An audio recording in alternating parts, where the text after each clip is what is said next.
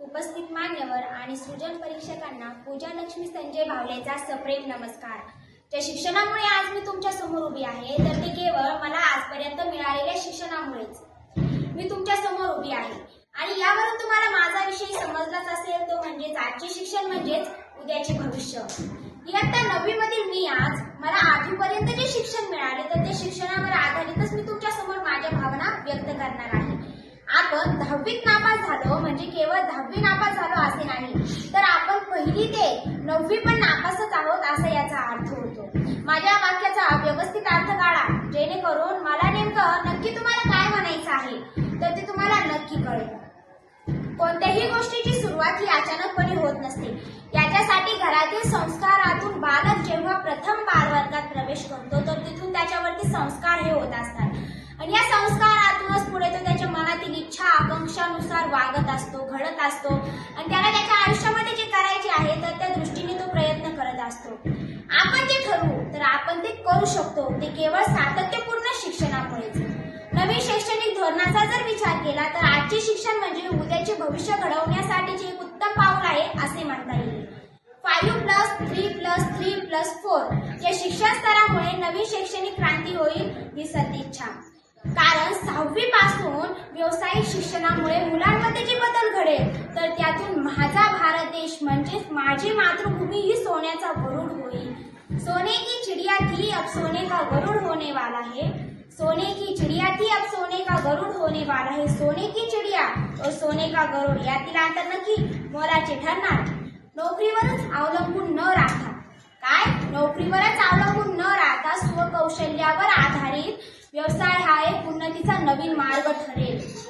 व्यवसाय उन्नतीचा एक नवीन मार्ग ठरेल। आता मला जे शैक्षणिक धोरण लागू आहे तर त्या शैक्षणिक धोरणाचा जर विचार केला तर 1ली ते 8वीचा अभ्यासक्रम हा एवढा सोपा व साधा आहे की जो विद्यार्थी सातत्यपूर्ण अभ्यास करतो म्हणजे दररोज अभ्यासाला वेळ देतो तर त्याचा अभ्यासक्रम हा साधारणतः नोव्हेंबर ते डिसेंबर पर्यंत संपूर्ण संपू शकतो। मग याचा काय अर्थ घ्यायचा तर जो विद्यार्थी सातत्यपूर्ण अभ्यास करतो तर त्याला त्याचा चालू अभ्यासक्रम हा कमी कालावधीमध्ये संपवता येतो। मग याचा काय अर्थ घ्यायचा तर जो विद्यार्थी सातत्यपूर्ण अभ्यास करतो आणि त्याची मग प्रगतीकडे वाटचाल होईल त्या विद्यार्थीची आणि उरलेला जो वेळ आहे तर तो कसा सत्कारणी लावायचा याचे जर त्याला शिक्षण मिळाले तर तो विद्यार्थी एका उच्च पदावरती पोहोचल्याशिवाय राहणार नाही। आणि आपल्या शिक्षणासोबतच जर आर्थिक प्रगती झाली तर 5वी 8वी स्कॉलरशिप तसेच NMS स्कॉलरशिप यातून काय मिळते याच्यातून तर ज्ञानाच्या भुकेसोबत आर्थिक साक्षरता। आमचे जोशी सर म्हणतात की तुम्ही तुमच्या पैशाची चॉकलेटे खाऊ नका, त्याऐवजी वर्गात विचारलेल्या प्रश्नांची उत्तरे द्या आणि बुद्धीची चॉकलेटे खा। ज्यांना या बुद्धीच्या चॉकलेटांचा अर्थकारण समजला तो यशस्वी। गाढव इम्पॉसिबल हे शब्द केवळ छापील आहेत तर ते आपल्याला लागू होत नाही, पण जर का आपण व्यवस्थित शिक्षण घेतले नाही तर गाढव इम्पॉसिबल हे 3 शब्द आपल्याला 100% लागू होतात। इथे शिक्षण म्हणजे केवळ पाठ्यपुस्तकातील शिक्षण नव्हे तर इथे पाठ्यपुस्तकातील शिक्षणामुळे आपल्या मानसिकतेवर, आचरणावर, वर्तनावर, कार्यावर यथोचित असा परिणाम हा होत असतो।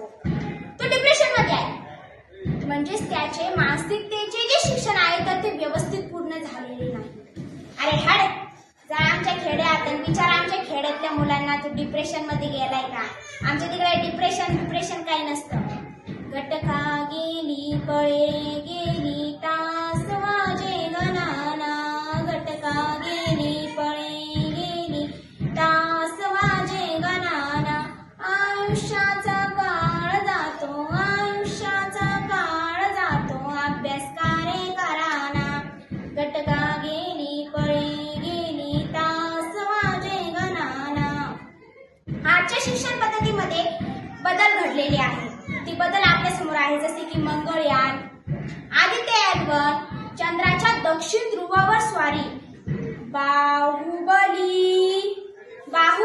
LVM व्हीकलद्वारे 4400 किलोग्रॅमचा CMS-3 हा उपग्रह अवकाशात स्थिर झाला आहे। मग ही आपली ज्ञानातून उत्कर्षाकडे वाटचाल नाही का? आहे ना। शिक्षणाकडे केवळ मिळवण्याचे यंत्र म्हणून न पाहता त्याच्याकडे एक विकसित मनुष्य घडवण्याचे ब्रह्मास्त्र म्हणून आपण पाहिले पाहिजे. डॉक्टर्स, इंजिनियर्स हे तर तयार होतच आहे, पण त्यासोबत लेखक आणि शास्त्रज्ञ सुद्धा तयार झाले पाहिजेत. कारण जेना देखील रवी तो देखील कवी व अशक्य ही शक्य करतील शास्त्रज्ञ. चला तर कृत्रिम बुद्धिमत्तेच्या स्पर्शाने उद्यापासून कशाला आजपासूनच आपण आपल्या उद्याच्या उज्ज्वल भविष्याला यशस्वी करू. आणि इथे उपस्थित असणाऱ्या विद्यार्थ्यांना आजच्या शिक्षणासोबत उद्याच्या उज्ज्वल भविष्याच्या शुभेच्छा देते आणि माझ्या शब्दांना विराम देते. धन्यवाद.